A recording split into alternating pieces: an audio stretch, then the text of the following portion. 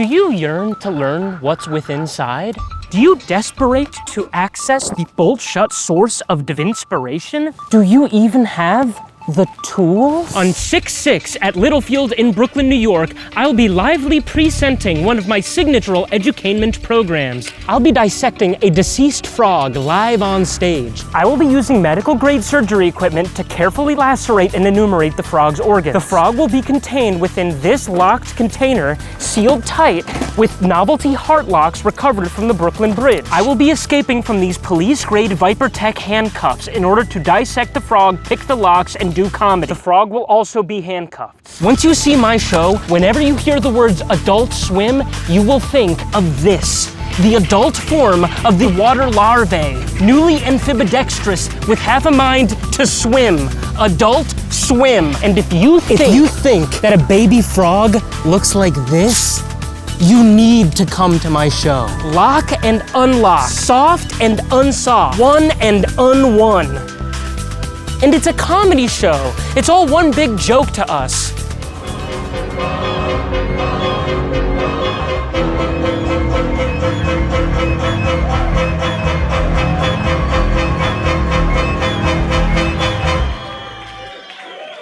Can everyone hear me? Can everyone hear me? Hello. Hi, great. So we have a lot to get to. Okay, so the frog is in one of these. These are the locks, and I'm in handcuffs. I'll get out of these shortly. Let's just refresh some biology. Anyone know what these are? Great, yes, it's true. These are called plankters. Does anyone know what a plankton is? Can anyone define plankton quickly? Sorry? No, that's funny. Seriously have a lot to get to, so try not to make any jokes. Okay, so look. So right here, can you guess what this is? Nope. So this is a crab larvae. These spirals here, they're called cyanobacteria, also called spirochetes. This is another larvae. These are fish eggs. Basically, a plankton is anything in water that cannot swim against the current. So it refers to all kinds of organisms. Basically, any organism that is either immotile, meaning not able to move, or motile but not strong enough to move against the current. This is what I look like right now, x-rayed. Little refresher on the Bible here.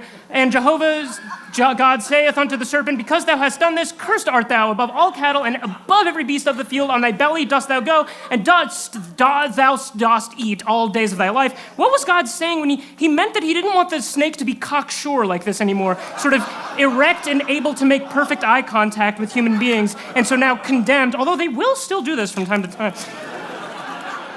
Little refresher on worms here. This is also from the Bible. And they shall go out and see the... well, anyway, you just have to pay attention to... The worm dieth not. Oh, yeah. Here, interesting. Their worm shall not die, right? And then where there, different there... No, same there. Their worm dieth not. One of these has a different there. Where the worm dieth not. Interesting. Real Bible has these... inconsistencies. Oh yeah, and then where there, worm dieth not. So what is that worm? It's just the worm that we all have, I suppose. Fairy tale update. These are just tales about frogs in history. Devil's animals devour gods. God make white-faced devil got a worm, devil a frog to eat it. How frogs lost tails. That's from Jewish. How frog lost tail, how toad lost tail. Frogs formerly ducks stolen from Eden by Cain. Frog rescues man, and that's from India. So frogs have always been a tremendous part of our culture. This is, okay, so this is a cardioid shape. And this is the firmament, old school idea about what the Earth looked like. And this is a protostome and this is a deuterostome. All vertebrates are deuterostomes, meaning that their mouth forms second in the womb and the anus forms first. But many invertebrates, like bugs and octopi and shit like that, their anus forms second after their mouth. Here's another example. And don't you think that these are kind of similar shapes? All right, let's get these off. And I can show you something interesting. This is just a normal bobby pin.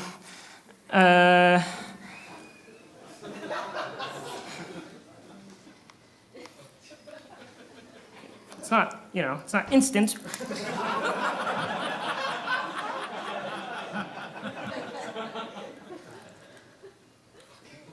Let's talk amongst yourselves. I'll be with you in a moment.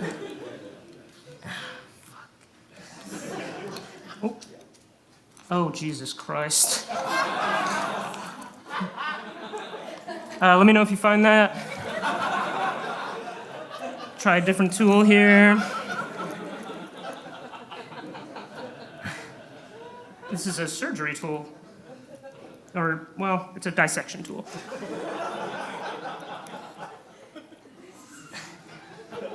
Jesus. Seriously, let me know if you find that. Yeah?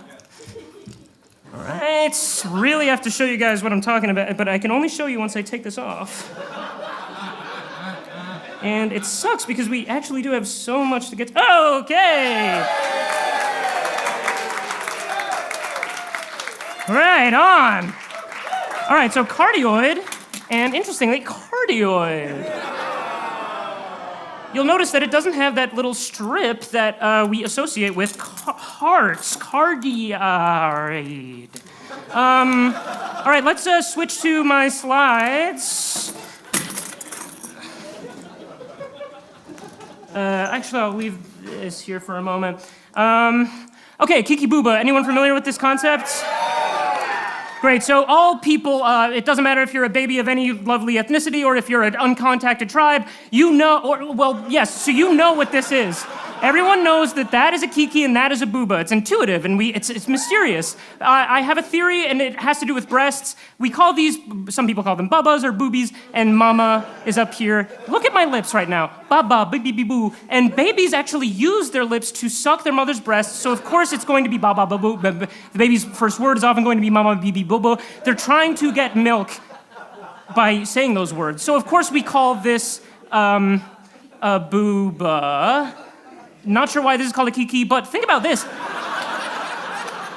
Think about this. This is interesting. It occurred to me today, kiki, and this show is about locks and stuff. So this over here is, oh, right, so the cardioid. If you put a circle around a circle, you end up with a cardioid. Great. And this is an old school heart. Again, we used to, whoops. So, and yes, we've talked about this, and this is called gastrulation, where the womb forms the first whole and digestive tract. So this is what we did with the heart. We actually combined two of the best elements that Kiki and Booba have to offer. And now this new school heart is actually, well, it looks like this, and it's able to tessellate, because ever since we did this to the heart, we've been obsessed with perfect fits and structure, just like with locks. We're obsessed with Freudian psychologists would say that we are obsessed with matrimony, and that's why we keep using these devices that don't actually protect our belongings or our property. They're easily penetrable, as I'll demonstrate later, and but basically the reason we love them so much is because we love mommy and daddy being perfect for one another. So, of course, breasts, this is like a heart. You can think of a heart as this, but you can also think of it as the junction where the anus is, and this is what the math of the heart looks like, and of course, this kind of looks like a heart, a two-headed tadpole, a two-headed baby. Great. Anyone know what this is? It's the cell membrane. So these are all the organelles. Who knows what this is? Chloroplast. Who knows what this is? That's great. This one? Endoplasmic reticulum. This is the mitochondria. This is the nucleus. And this is, anyone know this one's rare? Lysosome. So this is the flagella. Everyone knows what this is used for, right? To swim, right, motile. So would it surprise you if each of these organelles they're not inert parts of the animal cell, but that each of them arrived separately into the cell membrane in a process called symbiogenesis. These all used to be separate organisms, separate bacteria. This is proven by a scientist named Lynn Margulis. This used to be a cyanobacteria that basically infected a cell, and the cell realized that it could use the cyanobacteria, and that's where you get plant cells becoming photosynthetic, and that goes for all organelles, including the flagella. It used to be its own little organism called a spirochete, just wiggling around glucose membranes. Isn't that interesting? So take a look at, don't clap. So check it out. So this, turn this off, actually, fuck it. There was, This guy wrote a book. He was a contemporary of the scientist that I just told you about. His name is Donald Williamson. No one likes this guy because of this book. It's called Larvae and Evolution, in which he posits that caterpillars and butterflies used to be separate species, but they hybridized around the time of the Cambrian explosion. Kind of interesting.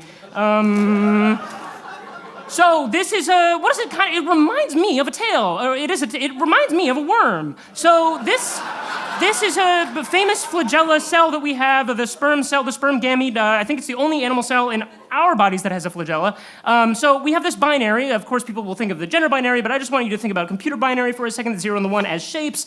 Think about this for a moment. So think about this as a spinal column. We just talked about the development in the womb, and think about this as the body cavity where your organs are held, right here, the torso, spine, body cavity, but horizontal, right, like a tetrapod. Think about a sperm or a different thing from a tadpole, maybe. And now think about how we have an erect spine, whereas most animals have a horizontal spine. And this is us. We have a body cavity right here. You might even want to put a head up here because we're so brainy. Look at this. Take a look at this.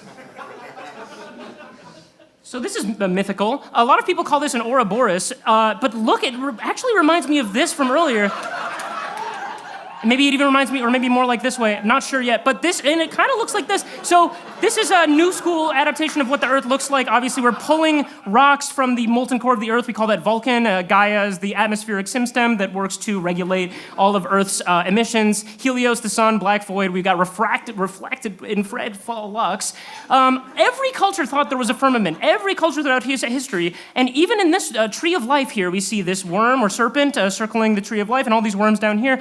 Basically, all creatures stem from wormhood, or that flagellae. All cells, all life, come from a little worm. A lot of people are obsessed with cataloging all life into a tree of life, but they are obsessed. Darwin basically ruined our idea of evolution because he put forward the idea of progeny as being the number one utmost way that animals mutate, that sometimes a parent will pass on genes to the child, but there will be a random mutation. But if you think about that, even over the course of billions of years, that would never actually lead in huge structural changes in the DNA of any organism. So you actually have to think about a lateral, and it actually became a chain that bound us to the verticality of that tree of life with two separate sort of Ouroboroses and one in the middle. So think about this, a tree of life with worms actually connecting each of the threads through infections or bacterial infections or viruses or even parasites. Worms can actually carry DNA, and we actually have a few genes that we got from what is called horizontal transfer. So don't think about the tree of life as vertical. Think of it as also having horizontal elements that transfer genes from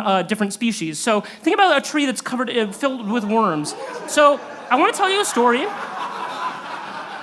A tale as old as time. So part one, the sea. So the sea is the milky medium. Here, it's swim or be swam. Land is locked at this moment in history. The first life is the spirochete, the alpha worm. It evolves into the first true worm, the flatworm, and this was a complete fluke that the cells started working together and eventually made an animal. Whoops. Okay, so this is the Cambrian explosion. All worms, a sea full of worms, a nightmare. God, I'm getting tired. How long till we reach the fallopian tubes? The year is 538,800,000 BC, and we are primitive gametes swimming through the water medium during the Cambrian explosion. Given the relative recency of sexual reproduction and complex multicellular life, most eggs are fertilized externally outside of the reproductive tract. Additionally, we may even fertilize the offspring of a completely different species, a process known as hybridogenesis. So this is the flatworm down here in the sea, and then the first bones occur, the fish of the sea, horizontal spine, and of course that's the sort of, and then this appears, and this can be handcuffed. So this is the first time that we see hands, think about that firmament from earlier. Hands are always going to be trying to grasp at heaven, the sort of forbidden area. So this is the first intelligence, actually. The octopus, we call them the king worm of the sea, completely evades capture from handcuffs, just as a theory. And then the first earthling, very quickly, we have the earthworm, Earth's worm. So that is hitting and then congratulations to you, you have unlocked land. So part two, the Earth. You are outside, but be warned, gravity will crush you. Crawl and lumber, your body shall not lift, and the sky is still slammed shut. So this is the first legs, a very important organism in evolutionary biology. We call this the velvet worm, Earth's walking worm. There's only like 5 of these left in the world, and they shoot slime, and they're not related to any other creature, basically. This is a lie. This is a funny joke, but they're not actually, we don't even know where they came from. So the first shell, the rockworm, you got this booba shell, whereas the crab had a kiki shell. So, and even if you think of this is actually a kiki sort of, or booba sort of crab, whereas this is a kiki octopus. So first flyer, check it out. This is an example of, every time I use a yellow line, that's an example of metamorphosis. The dragonfly nymph is waterbound, and then the adult flies. So how did this, oh, well, actually, welcome to the sky. So, part 3, the ends of the earth. Wow, welcome to the sky. But all God's creatures bear the curse of wormhood. Every tale sings the wail of tethered, feathered jail. And the firmament is still forbidden. So this is what incomplete metamorphosis looks like, grasshoppers, mantises. They start with an egg, little grasshopper, it just grows up, and then at the final molt, it gets wings. First children of the walking worm, insect larvae. We know that these are insect larvae, but when they first appeared on the scene, they were just other weird worms, okay? And they evolved from the velvet worm. So now the adults from worms, they go into a cocoon, and then they happen to be this. So the dragonfly had these as children, the walking worm had these as children, and then through hybridogenesis, they actually developed they shared a reproductive cycle.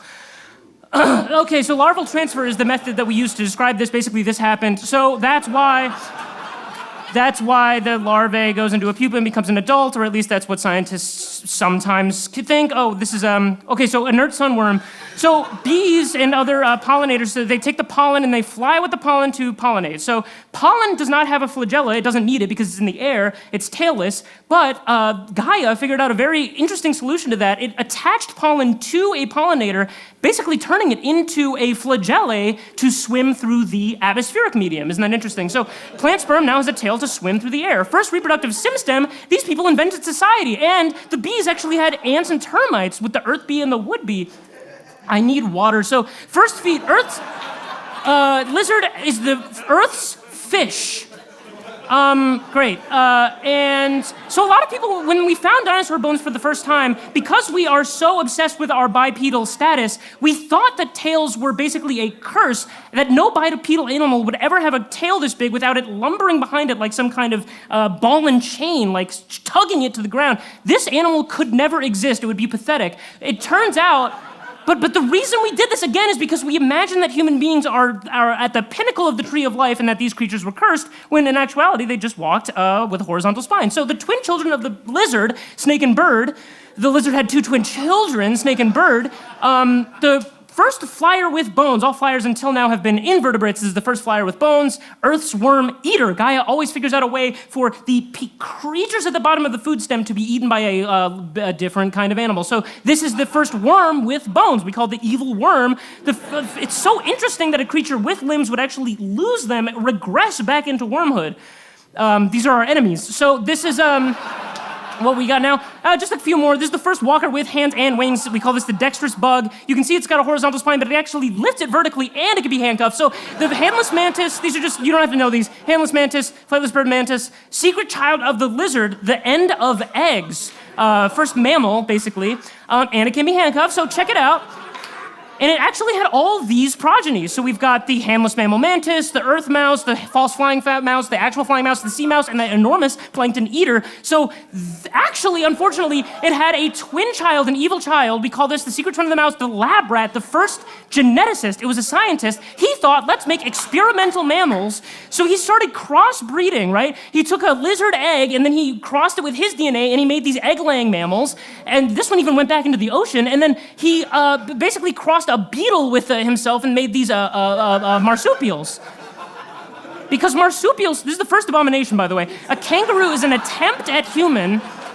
Vertical spine, it can be handcuffed, but look, it starts as a larvae. It's born way too, this is a platypus. They're born way too young, and it's horrifying, basically. I mean, look at this opossum with all of its young inside that pouch. Remind you of this, doesn't it? A centipede with all its, yeah, definitely. So something is happening, take a look. Yep.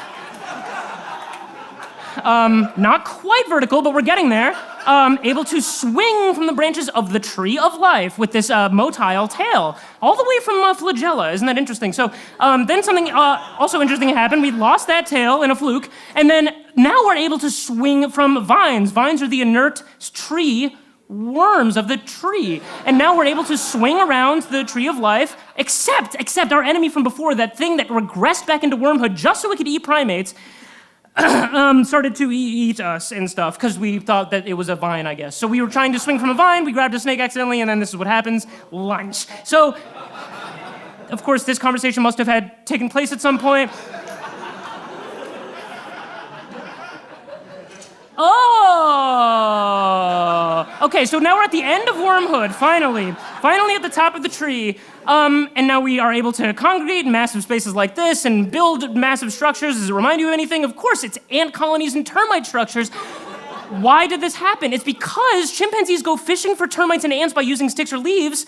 What kind of bugs do apes eat? Actually, they eat ants, termites, bees, and wasps. So we got a larval transfer, a horizontal gene transfer from these insects that we thought were so tasty. And now we have two curses, right? Are we in the antebellum of this, or are we in the termination of this? And can't we just be for once? So, oh shit, oh right, but there was this larvae with bones, the first larvae with bones, and then it evolved into this. A human worm, and this is, look at its hands. Doesn't it remind you of your hands?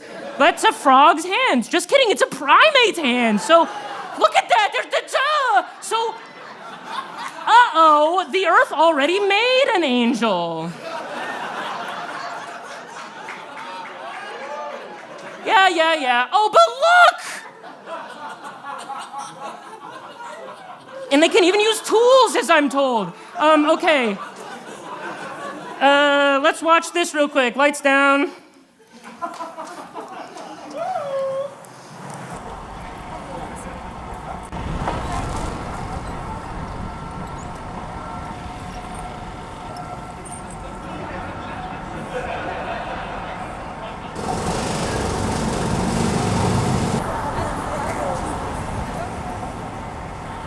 Hey, fucking thank God, finally. Do you do this as well? I work for a conservation firm that's working on the Brooklyn Bridge. Are you with someone, or you're just doing it yourself? I'm doing a private thing, yeah. Okay, well, thank you for your service. You're welcome. A lot of these Conservationists as well? trappings of bondage and imprisonment and property. Yeah, but even that lacks a permanence because death. Right. Walks over time just destroy these structures. Yeah, it helps with rust. It also weighs it down. So, Yeah, and it isn't like a calculated weight into the bridge, which, although it seems negligible, over time, enough of it happens, Well, it just fucks the whole thing up. So Yeah. keep on keeping on. Thanks.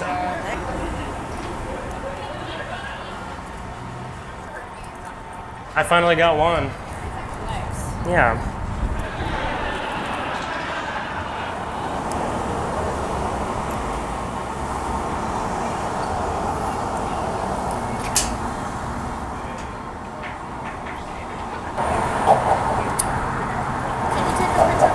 Sure. Thank you. I took 3. Thanks, my dear. You're welcome.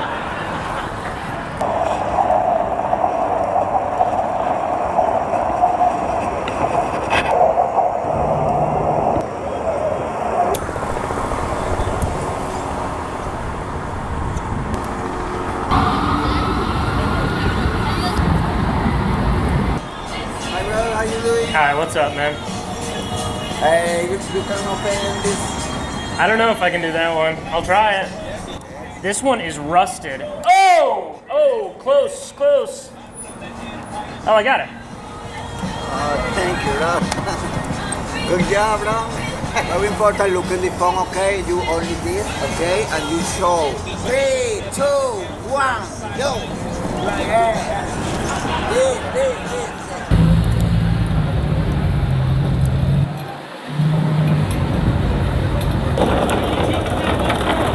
Huh? These are a public safety hazard. Do you want to talk to me about it? Yeah, can I have the lock? I've only gotten a few today. Oh. Why is it a public safety hazard? Too heavy? I actually don't have an issue with the public safety. I have an ideological issue with locks. You just hate love.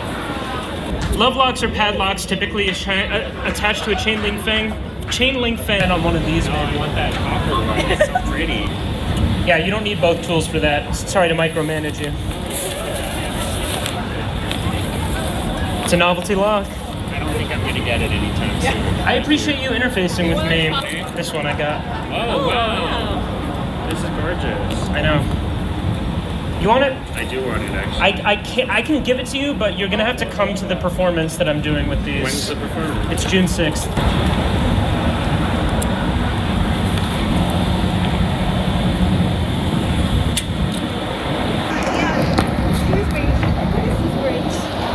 I believe that's the Manhattan Bridge. Manhattan Bridge. Okay, thank you. And then Williamsburg is the next farther one, yeah. north. Yeah. Yeah.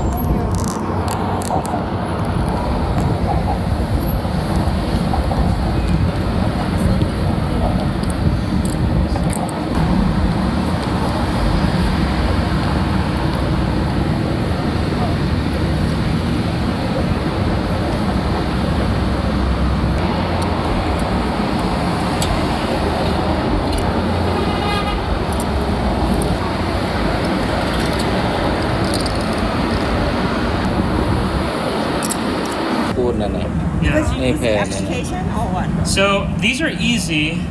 So here, maybe I can just do it again. Okay, so the way a key is supposed to go in here, tension on that little dot, and then the key is supposed to turn up. So I'm just imitating that. Oh, just imitate the way it should be, and Yes. then it turn across the way. Yeah, like that. Oh, okay. You can do like this all the locks. Yeah, so I, real quick for me. Would you just hold this? Thank you so much. How much do they pay you to take it out? No, I just do this on my own for fun. For fun. Yeah. เขา For ทำ free. เพื่อความสนุกเป็นล็อบบี้เป็น hobby. It's his hobby. This you go in and then you do the teeth one at a time with this. Thank you. That's very kind. Thank you. Goodbye. Piece of shit. Happy birthday present on my What'd you say? Happy birthday present. Oh yeah. Me too. Well, sorry.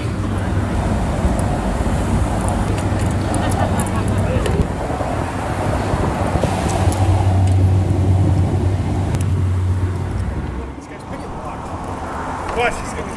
So look, come here. Put a little tension on it. You got this kid at home. Do you want to try it? You trying? Don't drop his tools. Yeah, please. I've already dropped one.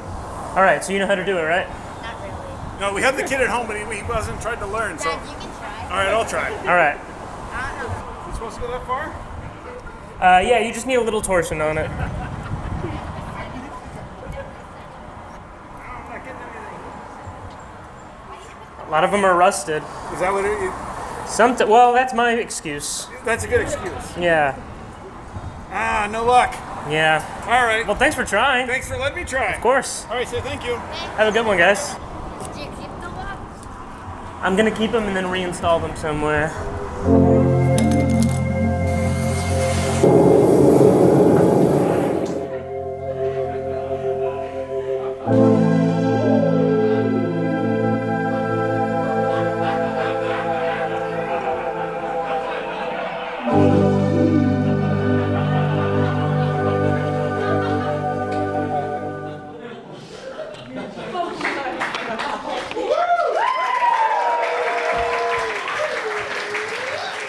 All right, you guys just shout when you. Okay, great. Okay, so here we go. First up is these. These are all the love locks I got from the bridge. So let's begin.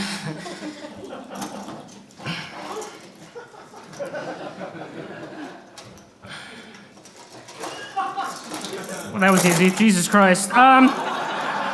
Wasn't supposed to go down like that. Okay, I'll gloat a little bit here. Look at that. Look at that. These are so easy. They're novelty locks, just not real. Just fucking put it in. Look at that. Are you guys seeing this? Is this visible? Look at that. With tweezers. These are for the frog. Anyway. Okay, so. Yeah, so this is, I had really struggled with this on the last show. I wasn't able to get a single one, and I ended up having to destroy this with a hammer. Cheers. Cheers. It's 7 bucks.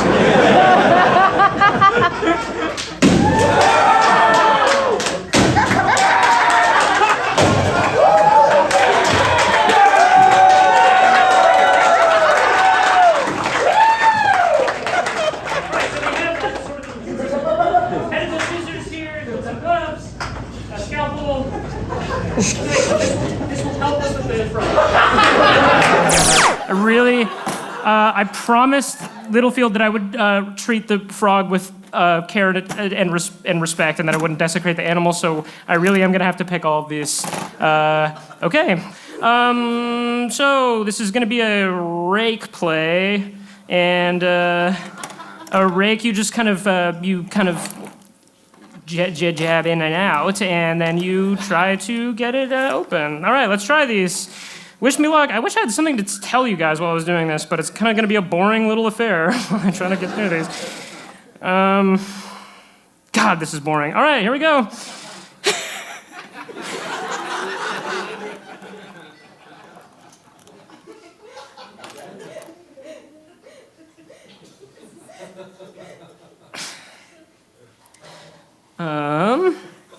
Hey, no, never mind.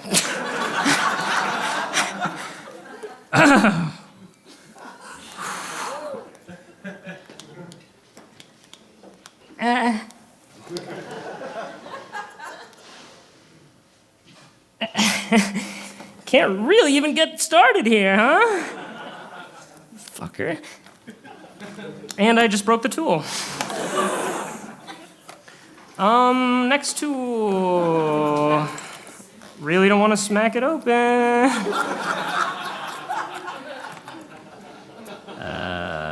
Okay.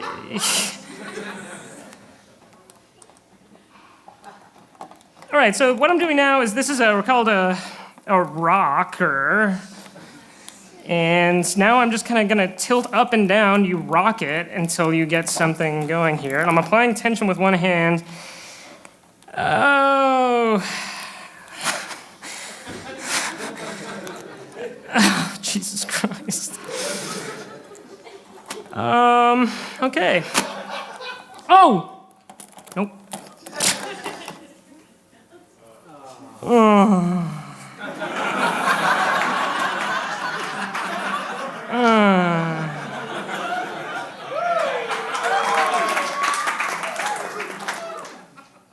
Okay.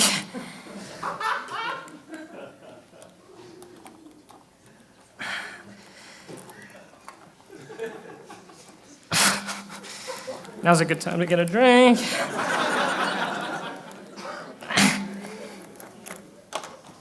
Okay, try one of these again.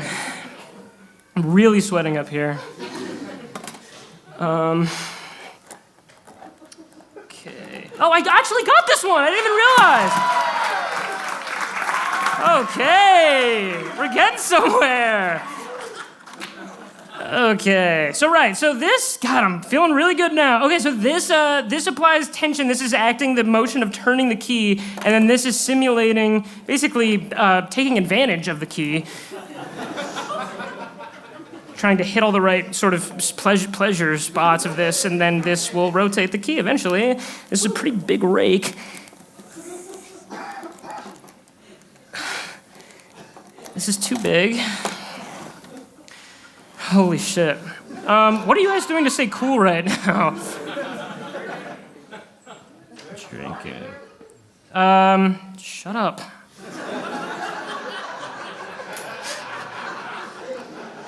Everyone's so curious if the frog's in here. Shut the fuck up! I've got it, man. I did it all.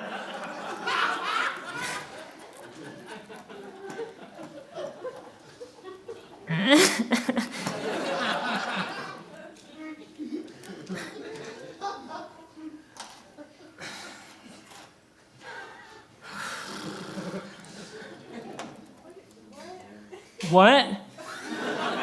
I'll talk. You guys can ask questions. We're just sitting here until I get this done. Oh, okay. Well, okay, so it opened. No. It's not. This one just fell apart because it was a piece of shit, but it's the only one that's small enough to get into this rinky dink. Okay, I need to get some. Nah, fuck it. Okay, so. We're just gonna get to this fucking frog, huh? All right, so in here's a key.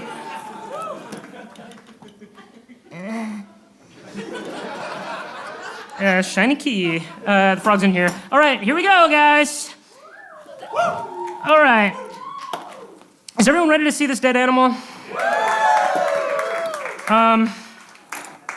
Okay, I'm just gonna do this actually because I feel like it is more appropriate. It doesn't feel the same as the last time I did it. So I'm going to do something.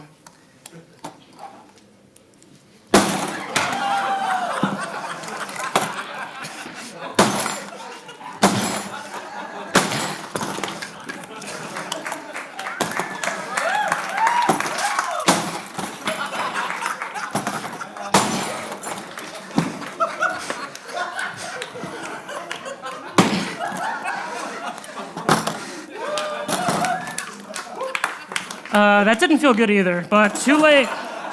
Too late to go back now. Okie doke.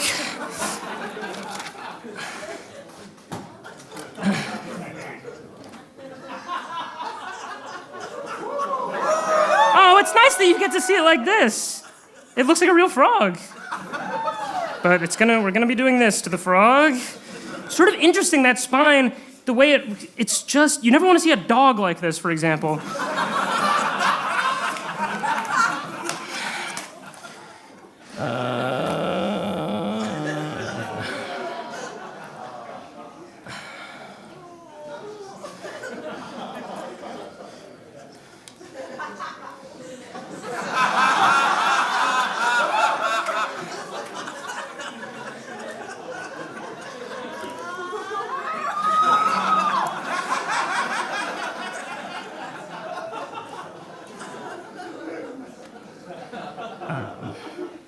I hope I have enough goodwill with you all to do this. I really know what I'm doing. And I know all that stuff about biology, so you kind of have to trust that this is okay that I'm doing this. Okay. Great. All right. Fuck it. Okay. Who wants to put these on me? Yeah, come up here. All right. Yep. Ooh, pretty tight, man.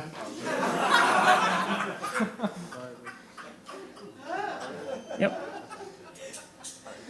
All right, great.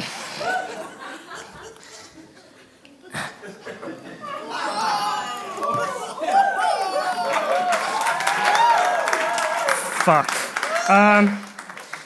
Okay, so this is really bad. I really tweaked my shoulder now. Oh, poor baby. And then these are, I gave these to you. This is not your fault, man, but the keyholes are on, I can't get to that, so it's fine. It's fine. My girlfriend knows how to do it. She'll help me out later. All right. Let's go. There's only one way to start this part. Okay, well, actually, let's just take a look at the exterior of the frog real quick. Gonna put some gloves on.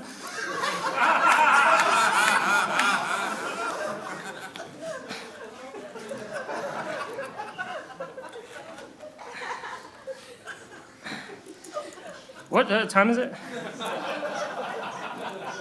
Okay. Right, okay, so, if I can just find my probe here. All right, so this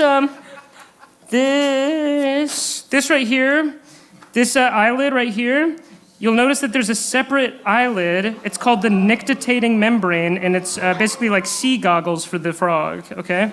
So this is a normal eyelid. Right underneath it, you can see that secondary eyelid right there. It's called the nictitating membrane. To nictate means to blink.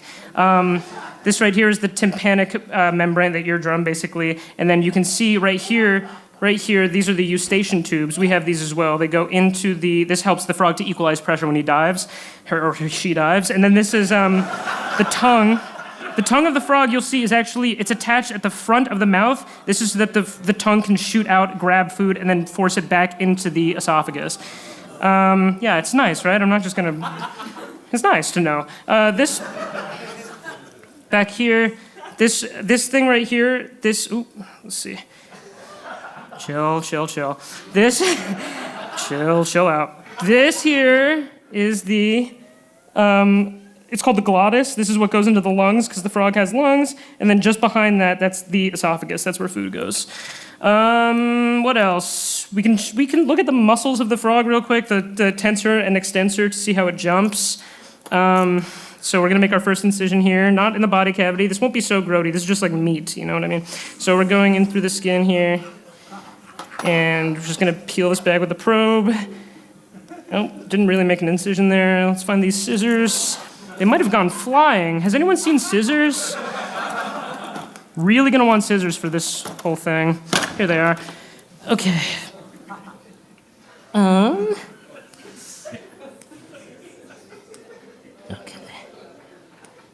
Okay. So, right in here, I mean, it's just gonna look like chicken. Check it out. I mean, it's literally as close as you can get to chicken. I'm not gonna cut into the musculature.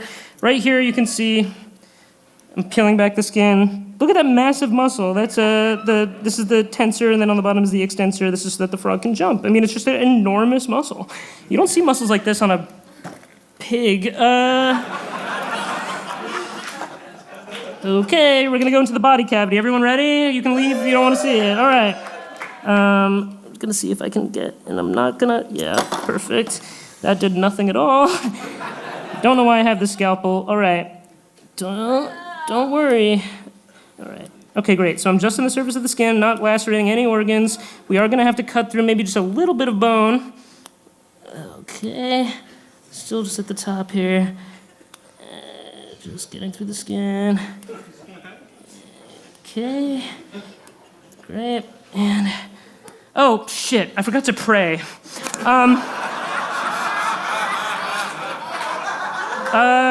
Real quick, every scientist does a prayer before they do one of these. I'm just gonna try to rush through it. Just close your eyes, and if you know the words, you can pray along. We, the very people of this earth, which is a cradle and nothing less, hereby declare a state of war between our race and the animals. That stinking, nasty, snarling hovel of others, rapping and raping and roping its way around the world from the spawn of time. Despite gloried efforts toward shaved, soapy, crackling, cleanly sheen, smokeless rapture wrought, our people fought from savage muck, filth and fuck, the sordid horror bilging upright. Our antisepsis will glide on incomplete and impotent as long as the nest festers. Since our beautiful family was molded and cast on this sunlit place, we have been hounded and hunted by crushing, fanged, teethed, slithing brutes, forcing us, lest we perish instantly, to invent inside. The only defenses from the barbarous hordes, the drippy cave, the handmade home, the house on outside. Sapped of dignity, we call the state of our nemesis the natural world, while we sit shambled with dull nails and soft teeth in our auto-constructed prison of unmatched dexterity, for our safety, for our humility. We will never welcome in the natural world, and in our severance we were easily swindled into warring against our fellow man. Our cunning instinct for snake detection perverted by unuse. Of course, our nation wars will never end. Man cannot be slain. Our cannons aimed about the person place, the very cities and shelters erected to wall us from the vile element, the many-footed. We must reverse curse. The cannons ought face out. First, the drakes, the cold-hatching ancients whose confluence had molested the valorized chivalries of antiquity. We will finish the night's fight and expand their spoils. We will shoot the winged out of the sky and cloud it with our gun smoke. We will tread upon the footless serpents or about stretch their handless spines apart. The towering colossi will tip over. Their use to our kind was solely inspiration for our roaring diesels. Let them have one last roar as they render into a lovely sour gel, then dump the gel into the sea to choke the guild. What of the interred, the tens of billions of ovipars, the billions of ovine, bovine, suine? The project of infinite meat, of screaming, smearing suffering has been a sublime rhapsody underscoring the valiance of our cause, but it is unfulfilled. Tomorrow, our feast at last. The cream and liver and breast and milk and cheese and hock and chop, every drop of fairest nectar squeezed from the rotten fruit of our prisoners. Together, the glut of their mass outweighs us, and so we gulp them away in one rapturous supper, and in the morning, pull each calorie from their boiling bones. Animal, animal, animal, animal, animal, animal. Not one clade in their ranks revolts the soul greater than the 10 million trillion half-pawns that crowd the board. Their troops have infiltrated every corner of our lives and Their troops have infiltrated every corner of our lives and persons. The vermal vectors, pestilence insectified. They grow fat on our blood and guts and bile and crops and shit. Their eradication represents our final battle. I pray we find them swiftly, for they hide. Not just the stinking nasty animals. Each and all are tainted by insextant ancestry. Some among us will leap to shield the funny gummy tonguers, the bubble-eyed babies, the prancing, elegancing fanciers. Like toddlers captivated by infant fantasy, they imagine a charmer shimmering through the fetid skeleton and skin. Let us not abandon these dim hopefuls. They only see themselves, that which is good and human in the beast. We will show them when we reclaim our godly ingot, when we pry back our sparking glint from the hot twitching corpse of every last so-called sweetheart, that the animals had only purloined our innate cuteness to escape our wrath. By the grace of grace itself and from the finger-sculpted throne, our empire will waste the thems. It will be easy.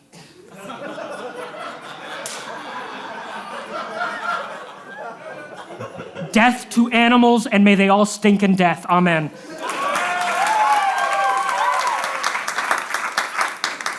All right, let's see what's within inside. Camera. I'm on camera. Oh, I guess I should do something about this. Oh, I'm arguing with you? What the fuck is wrong with me? I seriously have a problem. I shouldn't be up here. All right. What do I do? I mean, I'm clicking share. Oh, there we go. All right. Here we go. Oh, check this out. So these right here are the capillaries of the frog, blood vessels. The frog's main respiratory organ is its skin. It has lungs, but the frog mostly breathes through its skin, and that's what all these blood vessels are for, basically trying to concentrate as much oxygen around the frog as possible. We're just peeling back the sort of curtains of the frog's body cavity here. Okay. And there we go. Okay, so this is, okay, well, here we go. So we're going to open up the frog. I'm just going to cut this part off so that we can see the body cavity better. Oh, a lot of liquid there. A little piece of my glove came off. All right.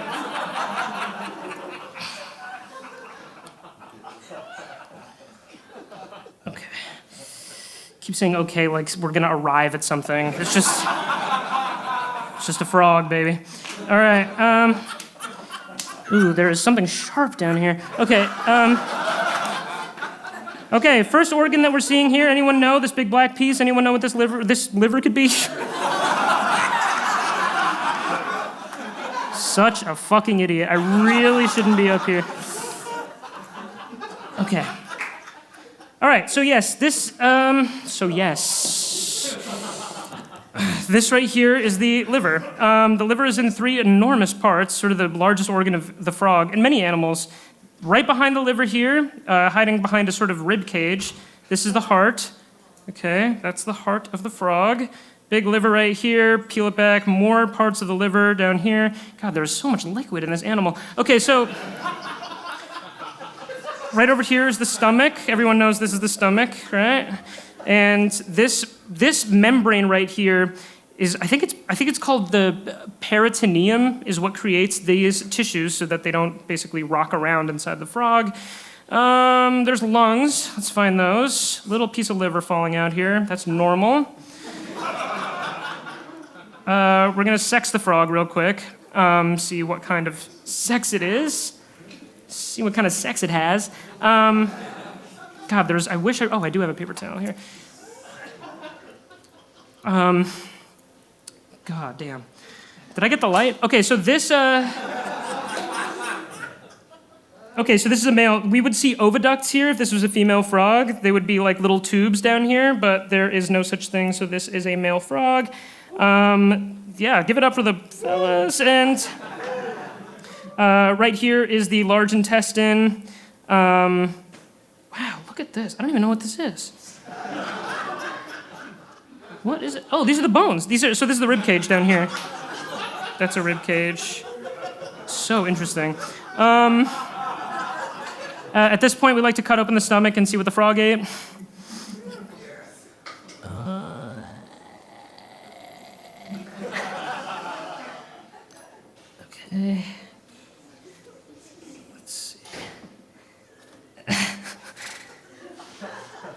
This is so hard to do.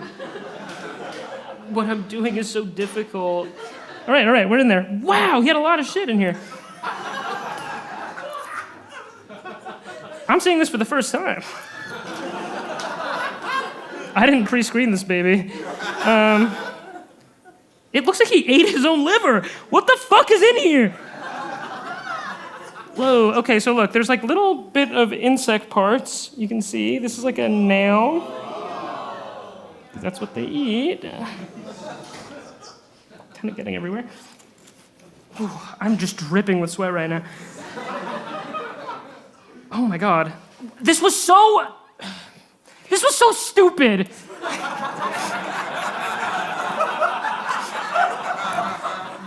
Okay. I'm such an idiot. Okay, all right. Whew. All right. Pull some of this shit out. All right, so this is one of the things that the frog ate. You be the judge. You be the judge. Let's find another thing the frog ate. Just lots of crap. I have no fucking idea. Last time it was so clearly like, oh, an earwig.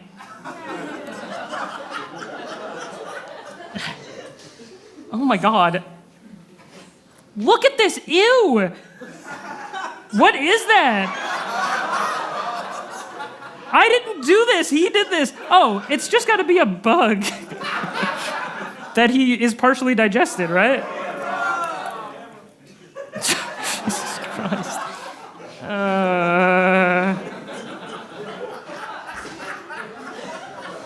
Okay, let's see what else is in here.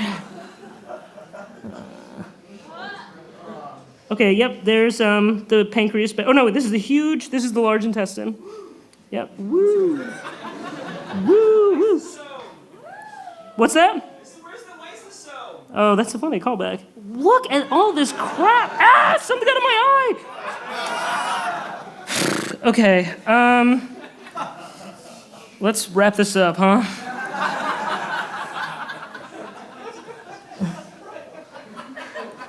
Oh, lost something in there. Part of my tool went in there. Jesus, part of my tool went down here. No.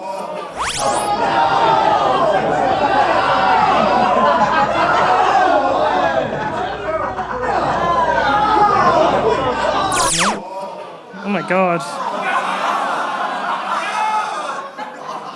What the fuck? Oh my God.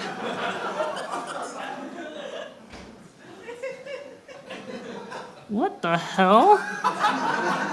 This looks like a condom. This looks like a fucking condom. Oh, that's gross.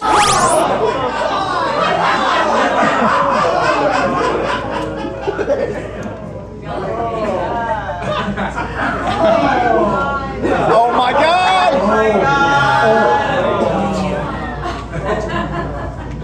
What is it? Oh my God. This is a handcuff. Oh my God. Oh. Still can't really do anything about this.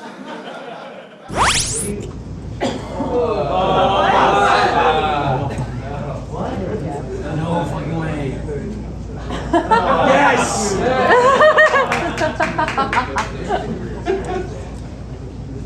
Wait.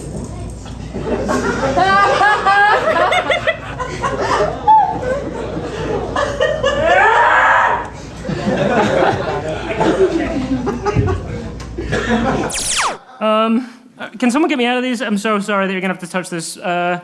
Shit, God, it's such a mess up here. So yeah, thank you so much. Give it up for Saya helping me out.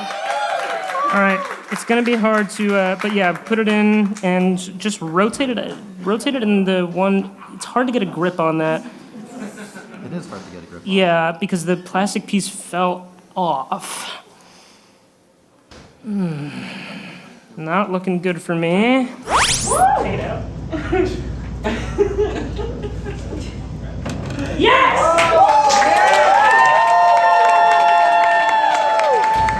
Yes!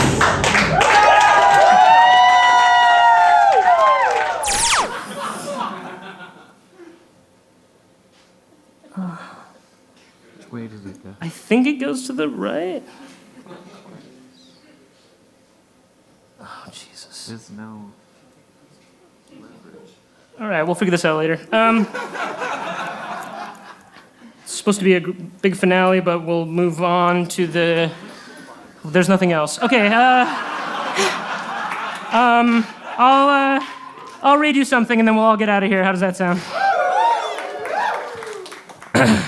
No peeking.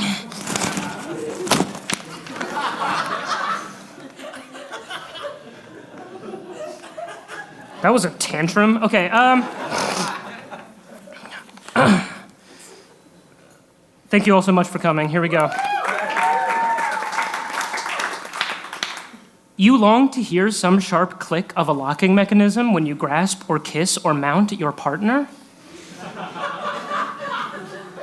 You hunger for the perfect metallic unison of two interdependages because congress between two human beings is without any interlocking fit of any clipping or setting or snapping together or apart? You dream of some keratinous barb or chitinous or enameled feature that clasps two lovers together? Or perhaps for some swelling to take place deep in a canal, creating a pressurized seal that makes a lovely pop at the stop? Dogs have a phallic knot that clots. Snakes have spikes for latching. Cicadas get stuck together back to back. Chimps have a penis bone. They have a bone down there. Our closest relatives on God's green earth, not just bones, but little spines. What do we do about this? You have felt locked to a lover. You may feel locked to your lover even now, but you were not and cannot be hooked together with spines and bones and knots and barbs.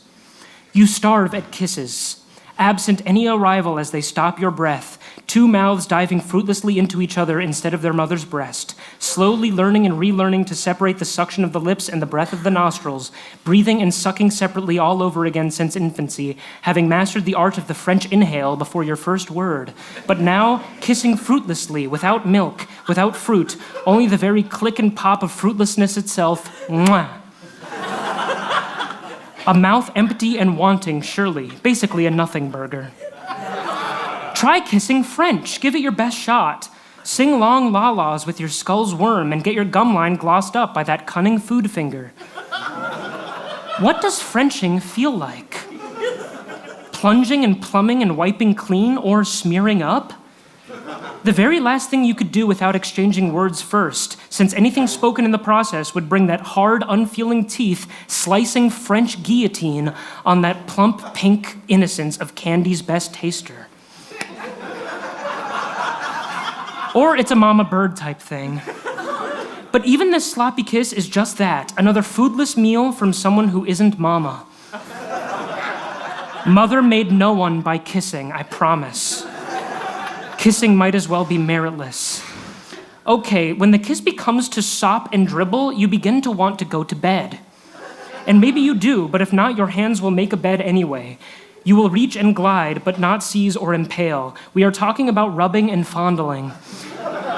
It might occur to you to even clutch in this moment, to attempt that clucking click of purchase, but it doesn't last. Every clutch relaxes into a caress and dies softly. Cuddle bugs. This is hand hugging.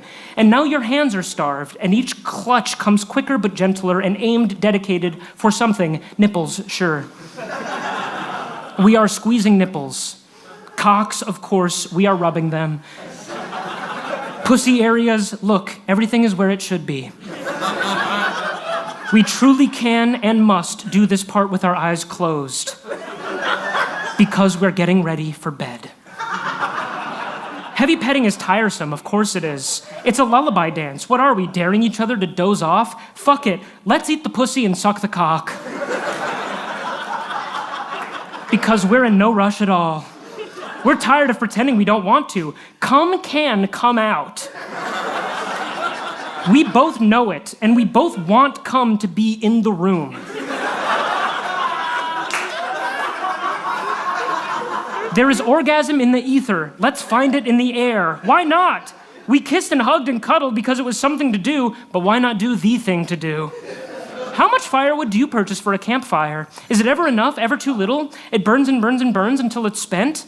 Let us spend each other's flame in as many logs as possible, and let that instant of spending, with all its spum and slime and sperm and cream, let all that cum burst and splash, hotter and brighter than the flame, so it may douse it away and give way to a new become, that evidence of arrival, that fruit, that click, that purchase. That click, that snap, let's click and snap together and come together. But first, let's get licking and sucking and put our spit to use. Let's bind our book with glittery paste and let's crack it open later in a minute. Let's stick a straw in that murky puddle that stews and gurgles within and coax it out into the bright blue light of day.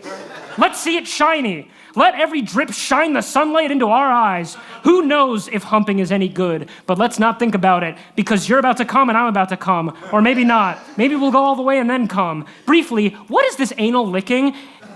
It's one of the million mysteries. Every time the tongue and anus come together, even after decades of going for it, it still feels like trying it. I've tried it. I keep trying it. It's not food. It's not food. It's definitely not food, but I'll try it. Give it a try. Don't get me started on anal fucking. I choose to move on. Okay, now for the good old-fashioned stork bringer. The textbook table set, the shouted whisper, the only prayer that mommies and daddies do, wrapping and roping its way around the world with umbilical elasticity. Every godforsaken action in this world is leaving home or coming home. In breath, you step away from home and into the endless nothing, only to gulp and claw desperately back to life. You're home, and you do this every second, always coming and going from the toilet to the bed, always coming and going from the bed to the kitchen. And in short, this is humping too. That first hump toward is brilliant, but there is no arrival. Stay a while, what else is there to do? Let's get off each other, because this can't be right. No, let's do it again, we missed each other. Okay, so humping is hello, goodbye, hello, goodbye, hello, goodbye. Can there be holy union in such slippage? Sliming and slipping inside of and out of someone's else? For minutes at most, and at least little else?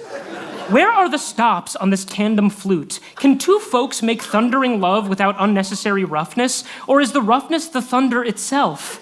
Can two ever be one? And do I despair at the prospect of glancing a career divorce lawyer? Kinda. We have something to celebrate. Our love is not locked, our organs are not barbed, and masturbation is mostly uncomplicated. We do not fire kite and darts into the tissues of our partners like the terrestrial mollusks. We did not evolve sealable doors and ripping daggers down there like water striders.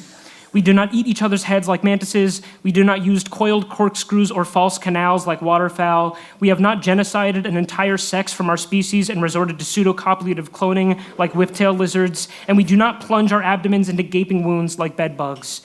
We tend not to use our canine teeth to draw blood while humping like the baboon.